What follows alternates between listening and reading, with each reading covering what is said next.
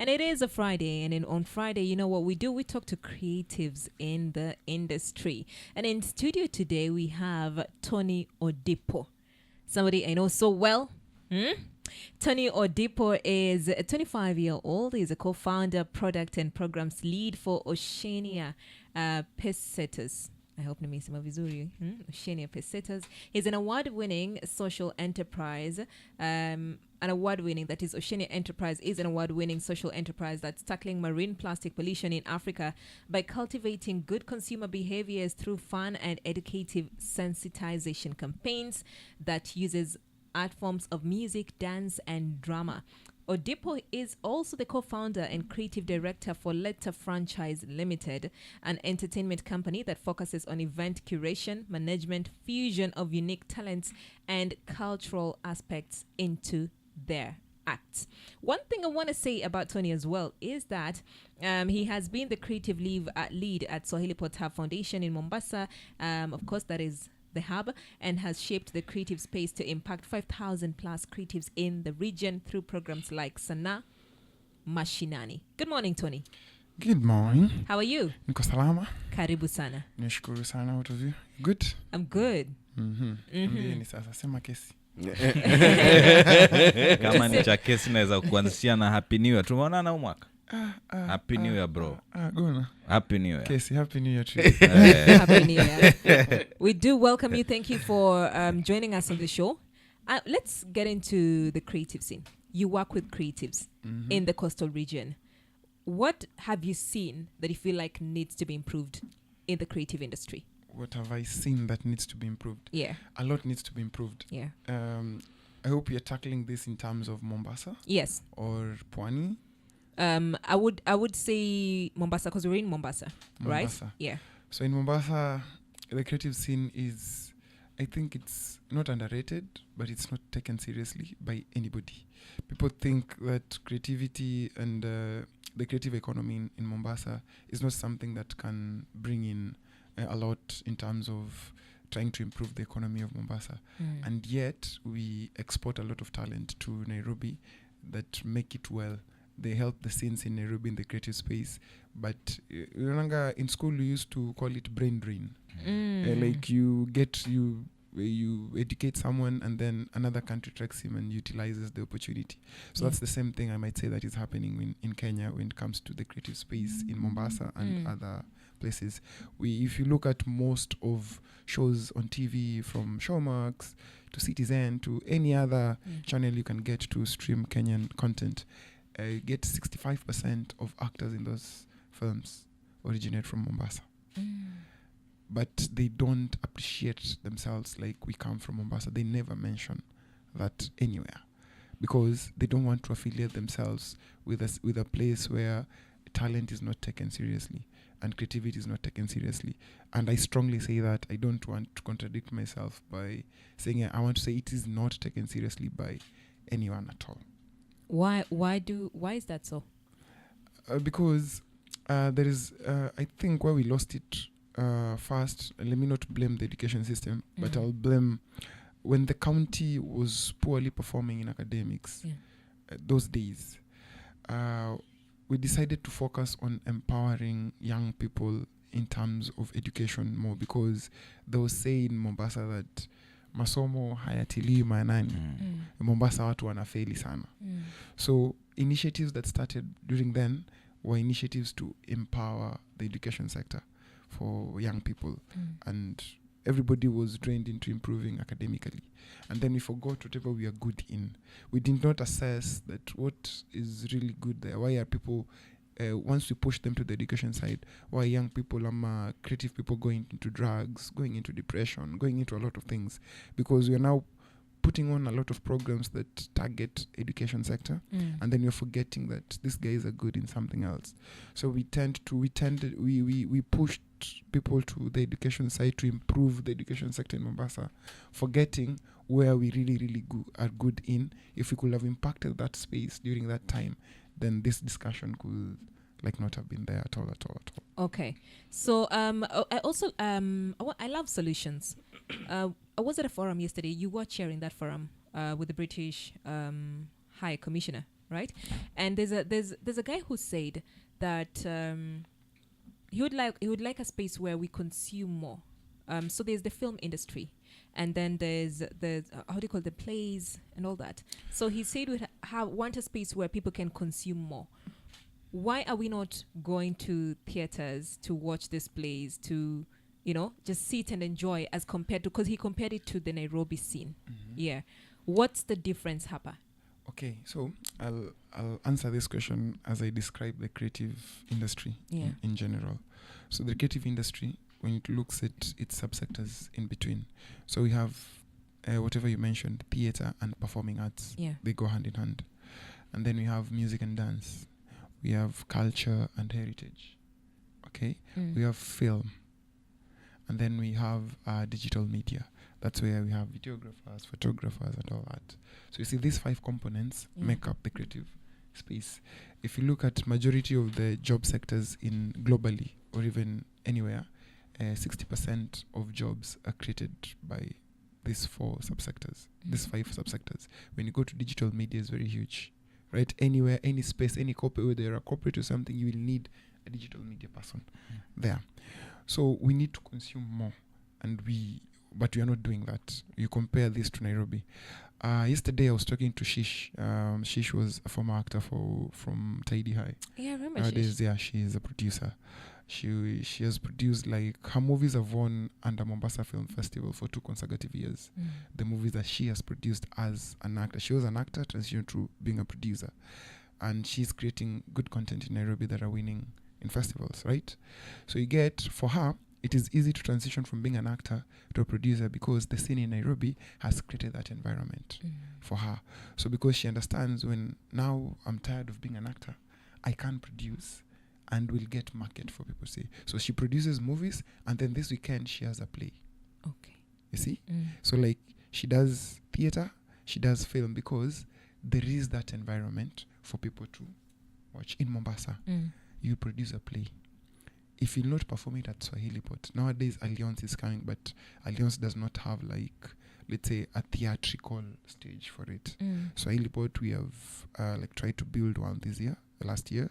We have Little Theatre that has been known for that, but Little Theatre is not doing well in terms of its management by itself. So creators don't feel comfortable taking their content there in March. We have Jukwa who are, like, trying to improve the theatre scene in the coast region, and they're really, really doing amazing with the funding that they have. So you get, like, we have limited resources and a limited environment to promote that culture of consuming more. So you'll get, whatever we are doing, we are having a lot of discussions around whatever we should be doing rather than doing them.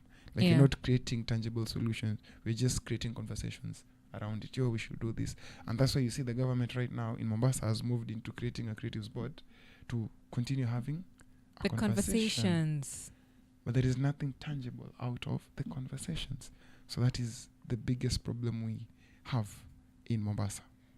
I want to talk about that, but let's let him pick up, because I want to bring us back to the creatives board.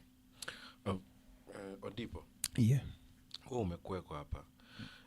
Tatizo ni wale kama wewe wenye mnasukuma hawa creative au wabunifu, ni watu wa kuigiza, ni mwanamuziki, ni dancers, whatever.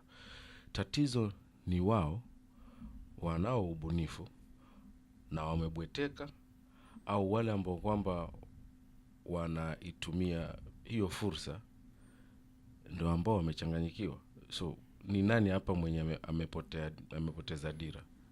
Kiswahili bweteka. Nasema bweteka. Sijaelewa bweteka, lakini okay, kubweteka ni kama kubweteka ni kwamba amejiachilia. So ni hao wasanii, hao dancers, hao watu wa film wamejiachilia wenyewe, so wanataka lazima washikwe mkono because hiki kitu ni chako, ni kipaji chako. And then unataka Odipo lazima aje akufunge kamba kutoe huko chini.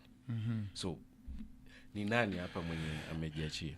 Nitakupatia in 2 different contexts. And if I'm making sense, you will let me know. Right. If I'm not making sense, I stand to be corrected by Kenyans outside there. Okay? So this is the scenario. you have somebody who has talent, right? I'll give you a valid example. We have an artist, let's say in Mombasa, any artist in Mombasa that is doing well. Who might I think of? Let me say Boywale. A very good artist, very young, doing very well. Does he understand the business as it should be? Does he understand the business of music as it should be? So that he or she can earn? Does he really know that this is how my music should be sold? This is the business side of it. Or does he only know how to create the creative side of it? Does he know I need money to go to the studio, record a song, and then how do I put the song out? Will I send it to Miriam? Will I send it to Ghana? Will I send it to Salim to listen to it? Or is there a platform that I can? Is he really registered under the CMOs in Kenya for distribution? Does he know how applications like Spotify, YouTube operate in terms of distribution of music? Does he understand publication of music to the scene? Does he understand the role of a publisher? Does he understand the role of a distributor? You see, now there is a lot of things that happens in one business. Let me say like a dancer.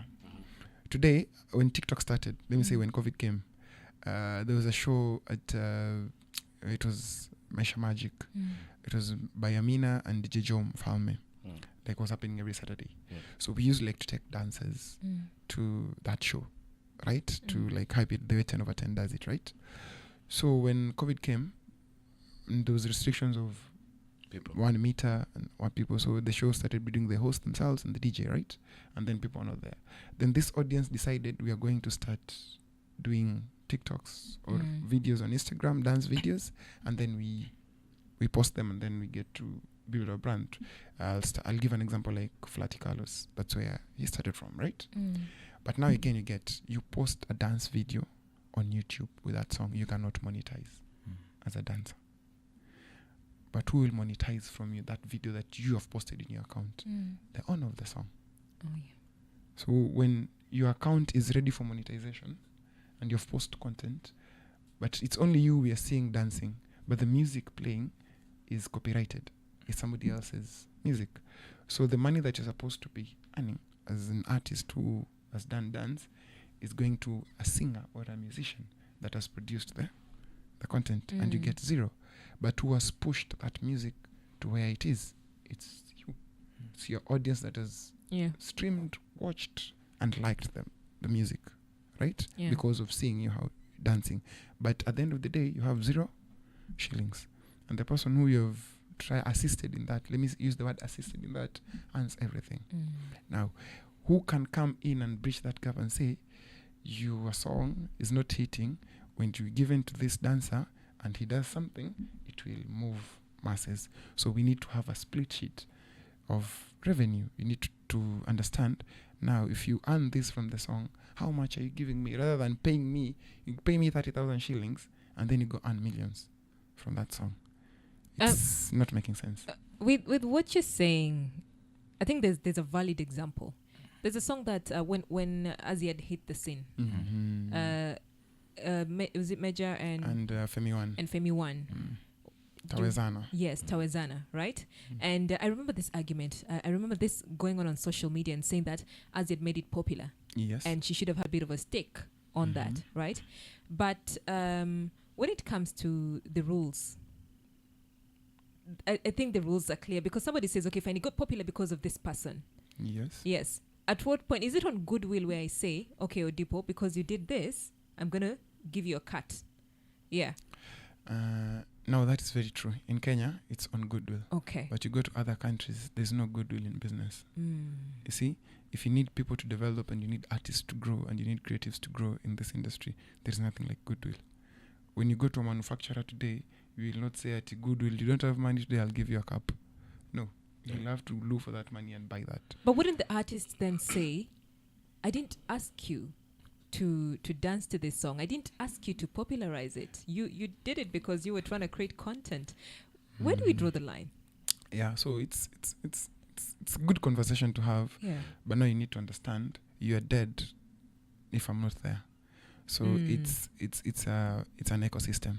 when one part of the ecosystem is removed, the other part does not function. Okay. That's what artists do not understand. So artists are like, this is mine, it should be mine. And that's where our industry does not grow. Have you seen how Nigerians promote each other? When you see Asake performing at the O2 Arena, he filled it, you will see all the big artists in Nigeria, from Burna Boy, Wizkid, all of them will go to that show and perform with him for free. Okay? Kwambia tu ni cheki. We make sure nimekula, nimefika, nimesafiri, nini si lazima unilipe. But the next time these other artists will be filling the same O2 Arena, Asake will be there to assist, to perform. So that type of unity has grown their industry into $1 billion industry. Okay. $1 billion industry. So, umetaja Shishi hapa mwenye alikuwa anaigiza and then aka transit to production. Hawa wa hapa Mombasa, now that tunazungumzia Mombasa, do they sit down? Ni msanii umetaja boy wale huyo, si ni msanii, anajua kuandika, anajua kuimba. Before I broke the scene, anakaa kwanza, anafanya research, anakuja, anakaa na watu kama wewe wenye wanajua industry vile iko, au anaamua tu mimi nimeshaandika, nimeproduce ngoma, wacha itoke niende nalo. I think that's what a lot of artists do.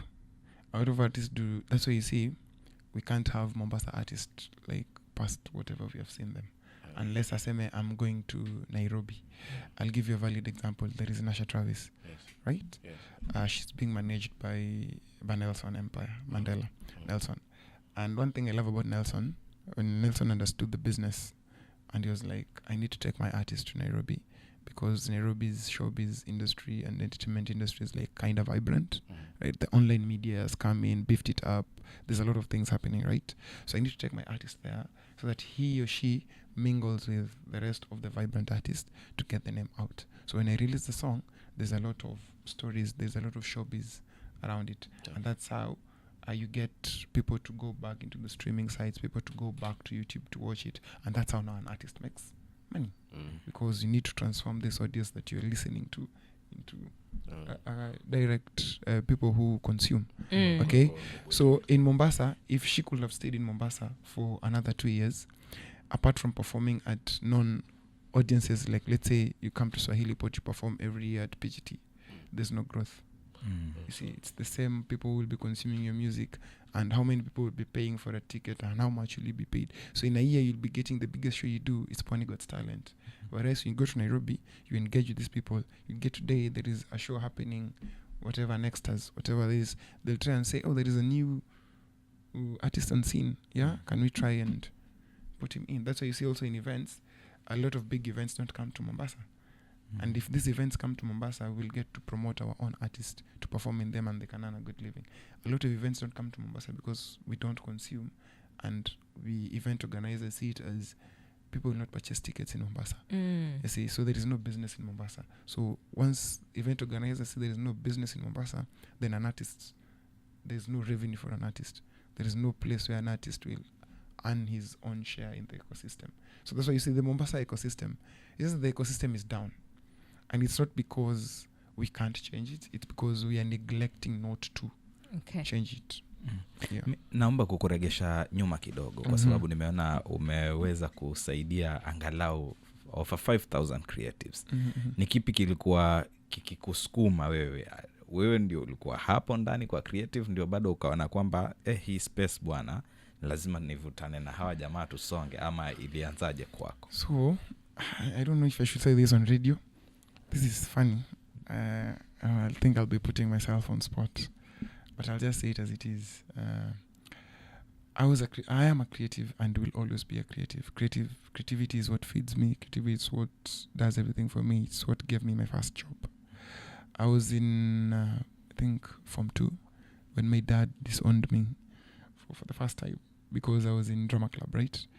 And funny enough, my director was Cleophas Malala, the current politician. I think he was one of the best directors ever. And a guy called Otieno. So I was, in 2012, I was best male-female character in a play, Kenya National Drama. And when I joined campus, I think year 1, I created a set books group. okay, in year 1. So me, I got in and I was like, guys, these guys were coming to our schools to perform. And now you're in Nairobi, you're far from your parents, you have the freedom to do your own. So me, I was exploring. I used to go to KNT and seeing how artists like get there at 7 a.m. just to do auditions. So until today, in Mombasa, you come to Swahili, but you do not get anybody at 7 a.m. or Little Theatre. Nobody is hungry. Creatives are not hungry. So you get to Nairobi, people are walking just to go and do auditions or just to be part of one show. Okay? Because the industry is vibrant. So I used to do that. And then I decided, no, I'll not go with that. I'll create my own. And I mean, year 1, you remember, you're just fresh from high school. And then once I started my group, I put auditions. I didn't have money. I just said, I'll do auditions. You guys come. And then there was a very good guy called Teardrops.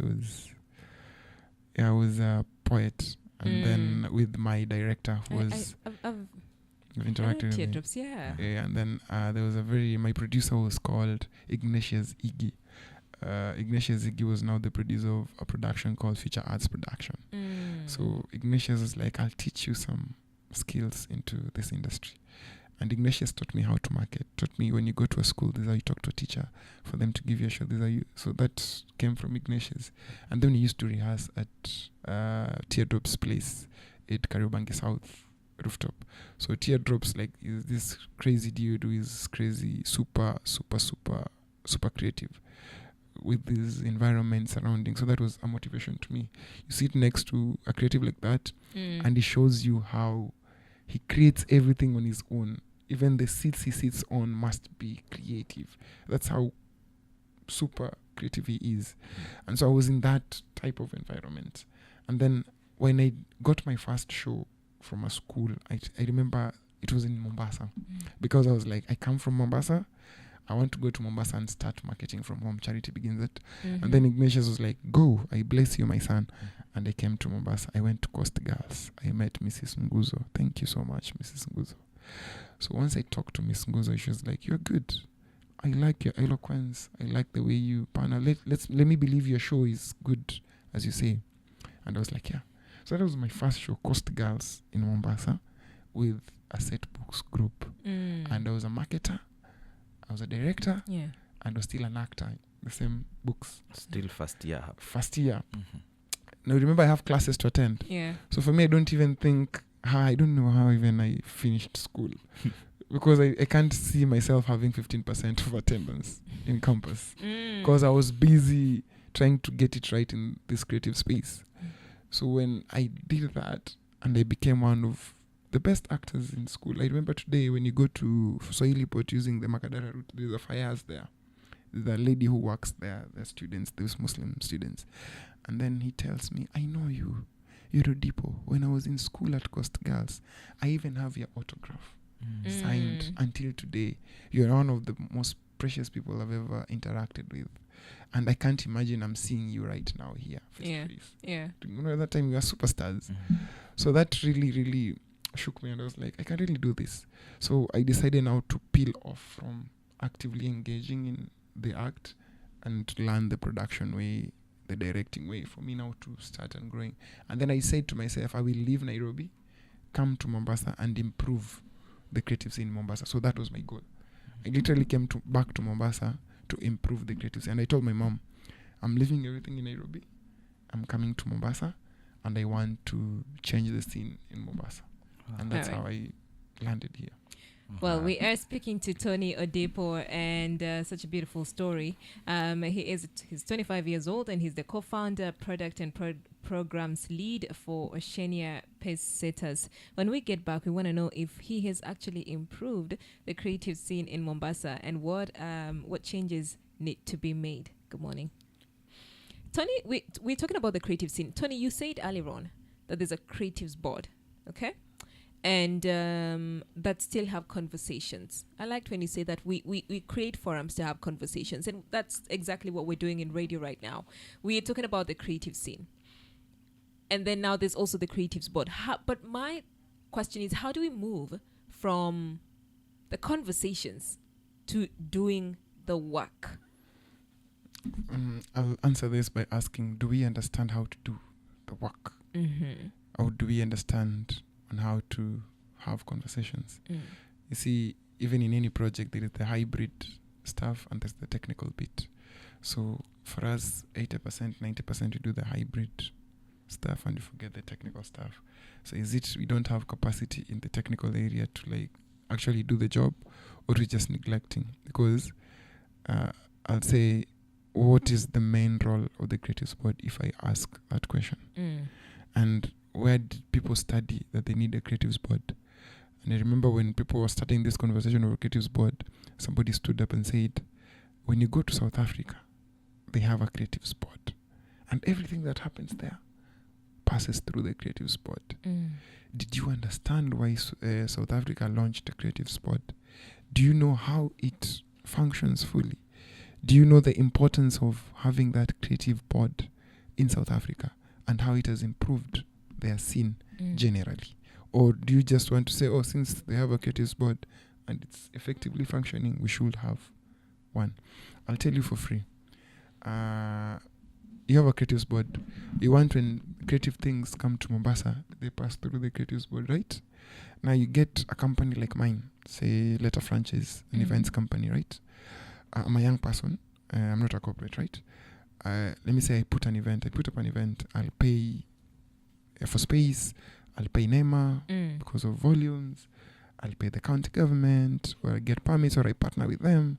I have police officers, I have security, I have service providers, and then I have artists who must be there.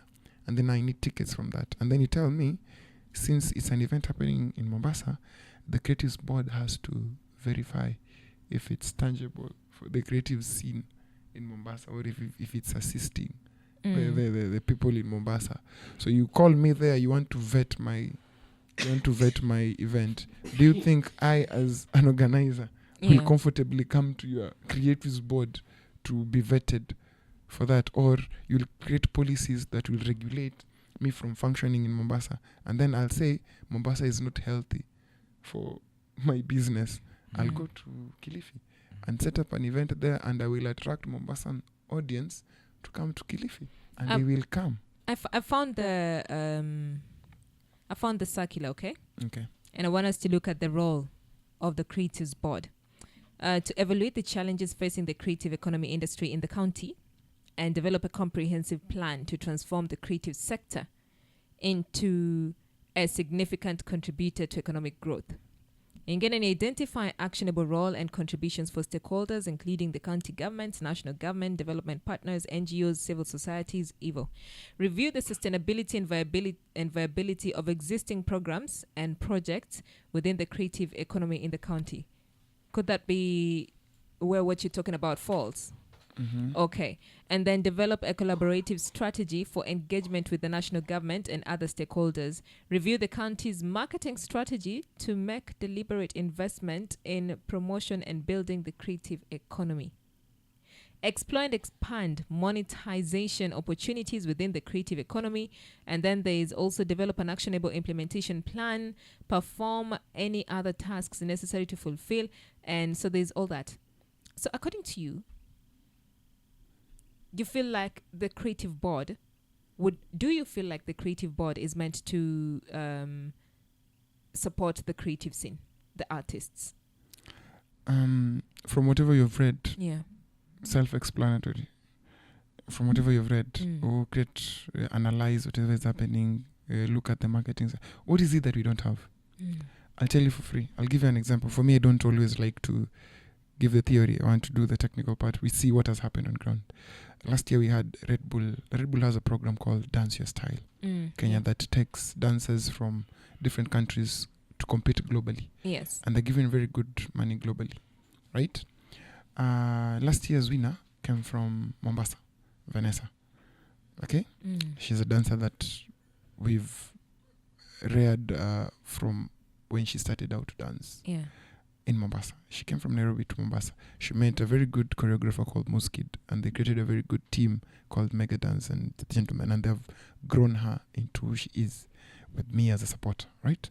But now you see, last year when Red Bull comes to Mombasa to do their event, Dance Your Style, Red Bull takes content creators from Nairobi to publicize the event that is happening in Mombasa. Right?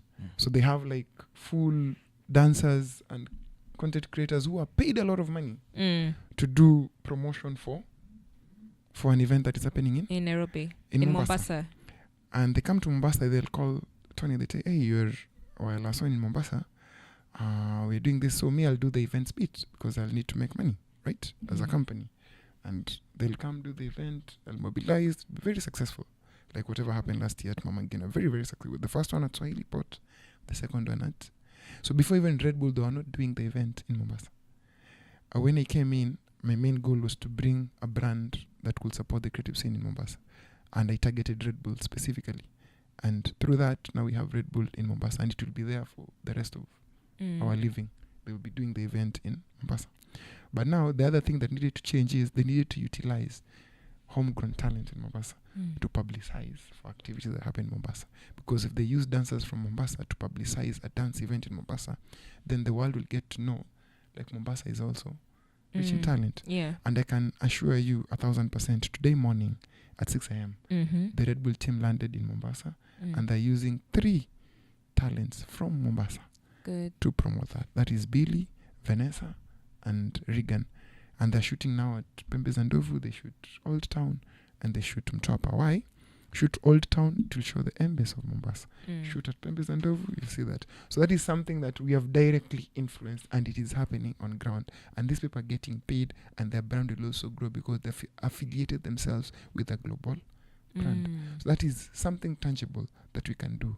What is making me sit in a boardroom, look at the marketing strategy like that, and then who will implement it? We will look at the strategy, analyze it, but where is the implementation plan? For me, I'm not against us creating conversations and these strategy papers and all that. For me, I'm always about where's the implementation. I'll give a valid example, Sanaa Mashinani. That is a project that, for me, I can cry when I talk about Sanaa Mashinani, because I remember the team that worked on it, the young people from Swahili, but where I also work as the events and management lead department. And I'll tell you, the struggle that these young people went through to ensure that that project is successful was too much. Why? The end goal was, it was not a program that was structured just for young people, people who have talent, to like just showcase their talents and go home. We designed this program in a way that could transform the creative scene in Mombasa. How? We were sourcing for talent directly in Mashinani. Okay? We go to Mashinani. They were not coming to us. We were going to Mashinani. Do auditions. Then we do trainings at the Mashinani level. That is from, you're a singer, you're a traditional singer. We want to tell you, you can shoot content, you can use Facebook, you can market this way. This is how you monetize. Do you know in Mombasa, I'll give you this, guys, as a homework. Meet any artist in Mombasa. Ask him a very simple question. Skiza, the one that you call, how much is your percentage?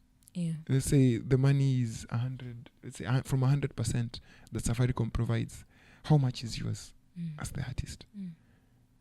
If anybody answers you in Mombasa, me, I'll pay. I'm ready to. I just get a random artist and ask them, what percentage? Muulize, what percentage do you get from Skiza? Do you even know the process of getting your music to be a Skiza? Because you can't tell me out of 100% an artist gets 33%. What's the 66% going to? 67% going to? Right? And who is the owner of that music? It's the artist, but they're getting 33%. And this is information that is all over. When you Google, you do, it's all over. Yeah. See, it's not even hidden. But an artist will not know that. So what is making us talk, and where's the implementation plan? Where's the implementation? Yeah. It's not about, let us bring a couple of people. Mombasa International Film Festival, the first time it was to be done, they created a whole board to do it, right? What happened to the board? It collapsed, it crashed. They did nothing. Totally. And then the young people who were doing Sanaa Mashinani were now handed over. MIF and are told Mombasa International Film Festival needs to happen. Okay? Needs to happen. Because it has already been pronounced outside there. Yes. So, the young people that we were working with did a lot of work to ensure that that thing works. Yeah. And up to today, I will keep on saying this. I'll appreciate the governor, Waziri Ambani, and Mahmoud Noor, Mr. Mentor, Chief Mentor. Like these guys were really into it with us, and they really supported the team that was really making sure that the event happens. Until today, the event can ran for the second year without problems. And this was work for young people with limited resources, and did the technical part implementation of a program that now the county can run for several years. And it will impact a lot of people, because through that we have people performing, we have people winning awards, we have payments, we have a celebration. You see, we have Sana Mashinani. So that is now a program hybrid with a lot of an implementation plan that is happening on ground and it is impacting people. So what is now driving us to go again, take a lot of resources, go and sit somewhere and then discuss. Talk. Yeah. The young person is saying we need actions. Yeah.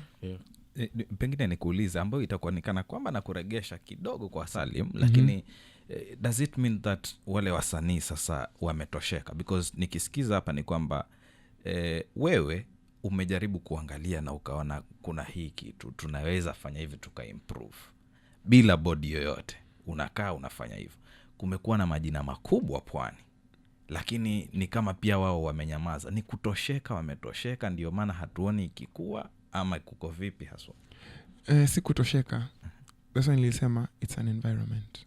For you to thrive, you create an environment. Leo ndio mimi nikue radio host mzuri, lazima nikija Swahili Pot FM mitambo ikuwe sawa, viti vikue sawa, nikikati, yani sisumbuliwi na kitu. Ndiposa nikifungua mdomo wangu ama nikipanua mdomo naongea vitu vya maana. Naelewa. So tumekucreate an environment for you to be a successful radio presenter, right? Because unajua hiki ni kipaji changu.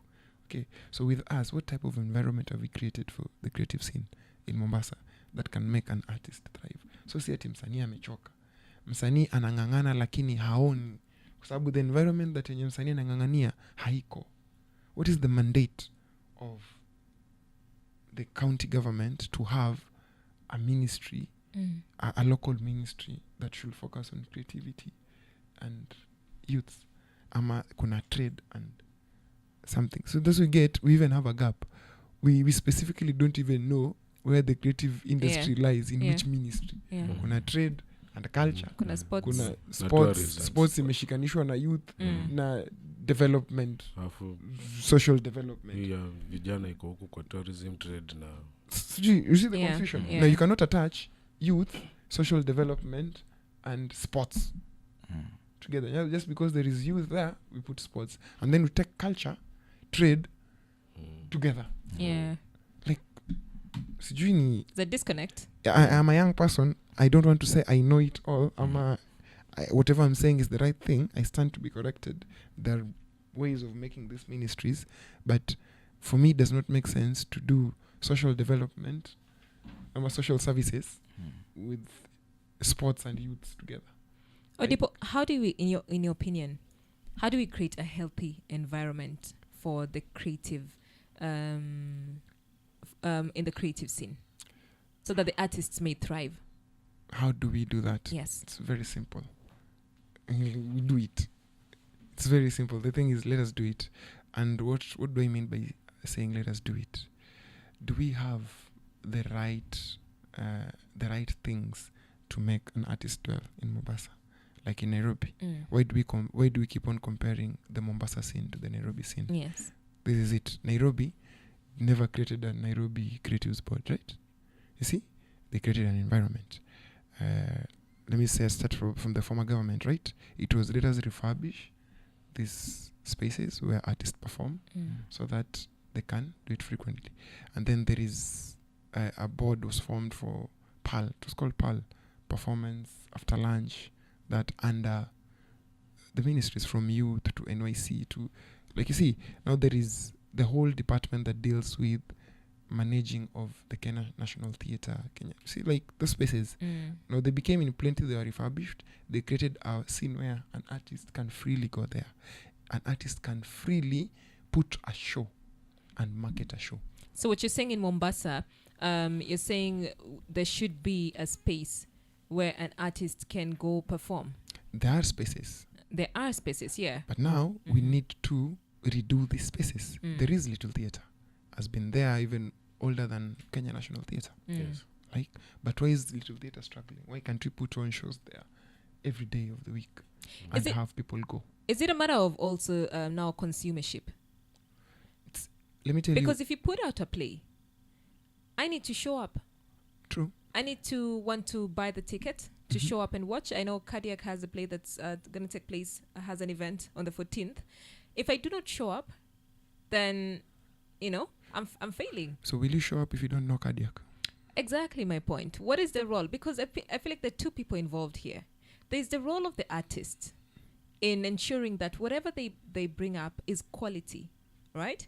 And then now there's the other bit where now you're creating an environment that these artists can also thrive. It's very simple. Yeah. There's something somebody shared with me, and I think you're part of it. He said even hotels in Kenya are built on relationships. They say today watu wanaenda kukosana, so tuweke viti mbili. Wakikuja boyfriend ataka huko, girlfriend ataka huko. Get they analyze the relationships for them to create a space, right? So for me, you're telling me Miriam needs to go, or Gona needs to go and attend a show to pay so that an artist can earn if the shows are there. But will Gona or Miriam go to that show if they don't know Odipo is performing, and if they don't know if Odipo offers quality? Now we need to make sure that Odipo can perform at a quality space where you can come comfortably and pay 1,000 shillings and get an experience of the space first before the show. Now, if the space is well good enough to support Odipo's performance, then Odipo will pull up his socks and say, I need to put on a quality show at this environment so that when I charge at 1,000 shillings, there is value for money. Miriam will come and say, I have come to Odipo's play and I've paid 1,000 shillings and indeed they should have charged me more. You see, I as Letter Franchise, a valid example like me, I do a show every year at Vipingo Ridge, right? Sorry to say so, it's not an open event for everybody to go. Miriam cannot come and watch that show because of the quality of the show. It has its own audience that is pre-marketed, and it's Vipingo Ridge. They'll tell you we have residents living in Vipingo. Yeah. Residents who live in Vipingo, most of them are the millionaires and the whatevers, So you put up a show for that audience every year. Do I need to rethink again my creativity, and do I need to come back to Mombasa to put on a show? The show that I put in Vipingo every year, I've never put it in Mombasa or anywhere else. Because of the market? Because of the market. Because of the audience you're attracting? And because of the quality of the show and the environment that the show have been created there. So I can create a show and I know it will impact lives. Right now... Why wouldn't it sell here? It's not because it won't sell. It will sell, but there's no right environment for me to put that show here in Mombasa. That's why I say, Vipingo Ridge, I'll charge you this amount of money, I'll do production, I'll come perform for your audience, and it will die. Right now, there are articles online about our show. I remember when we did the 2021, when we did the first show in Vipingo, we were called by Nairobi people. They wanted the show from Sarakasi too, and I was like, I will not put on that show anywhere else. I want you people to know that Mombasa can do great things. You see, and it will always... They have tried it. Even nowadays at Alchemist, there's a club at Alchemist. We produce with a lady called Michelle Morgan. Michelle Morgan was a news anchor at Citizen K24, and she's partly an owner at... she's the CEO of BM Security and partly owner at The Alchemist. And the husband owns Hustle Sasa. So I produced that show with her because she owns a company called Shakti that does aerial performances, right? So I did that performance with her, and we wanted to take it to The Alchemist in Nairobi. And I refused.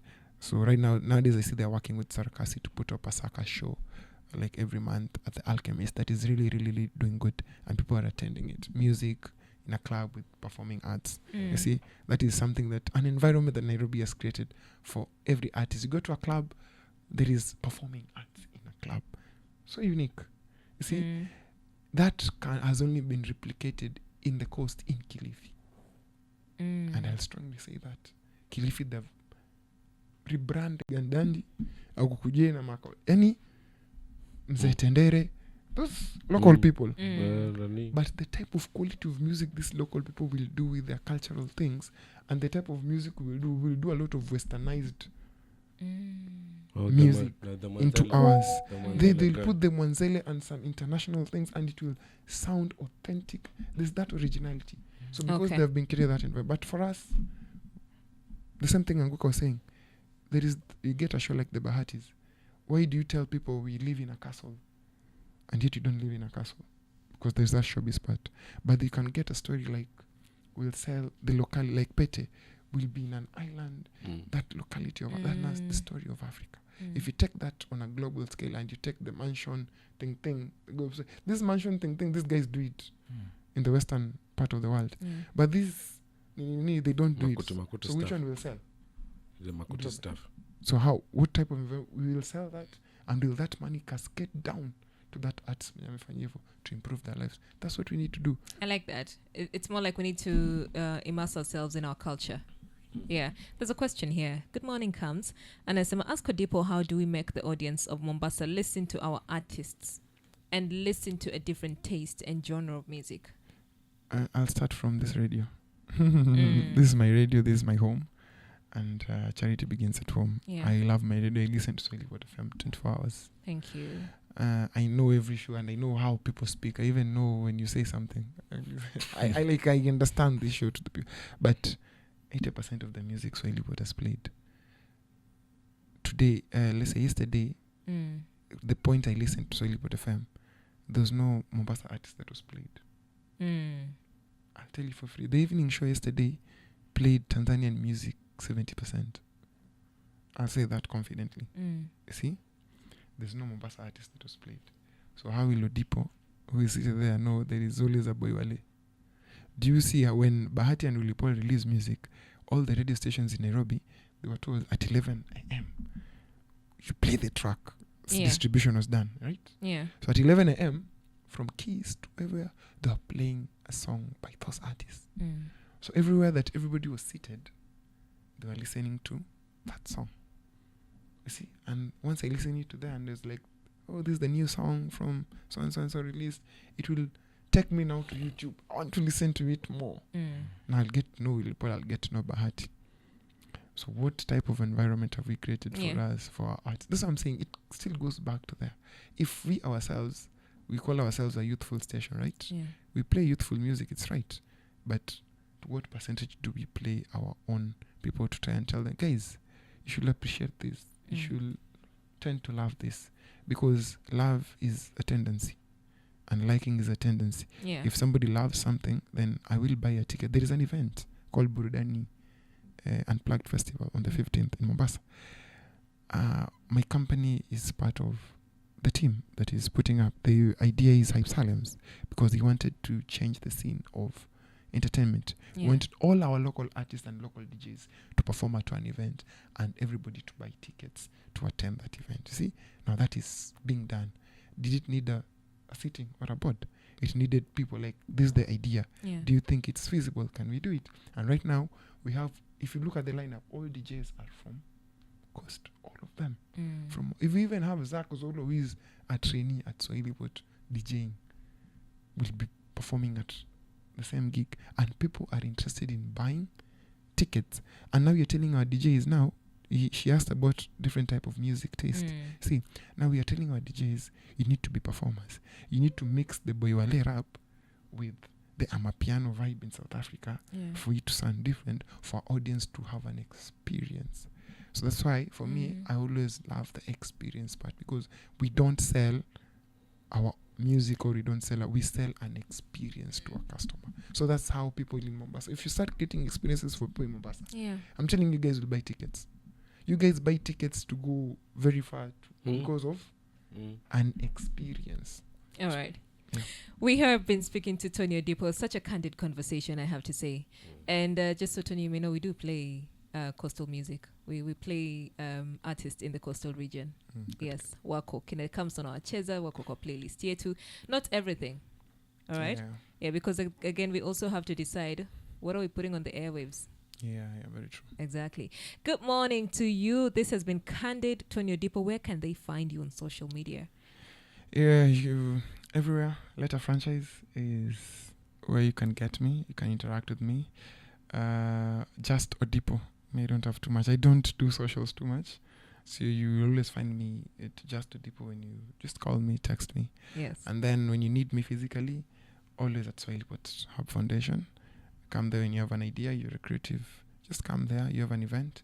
Come there, I'll help you to package it, and let's move from there. Thank you so much. It's been Candid. In a bit, we're going to have Dogo Richie. Yes. Yeah. To tell us why we're not listening to him. Good morning.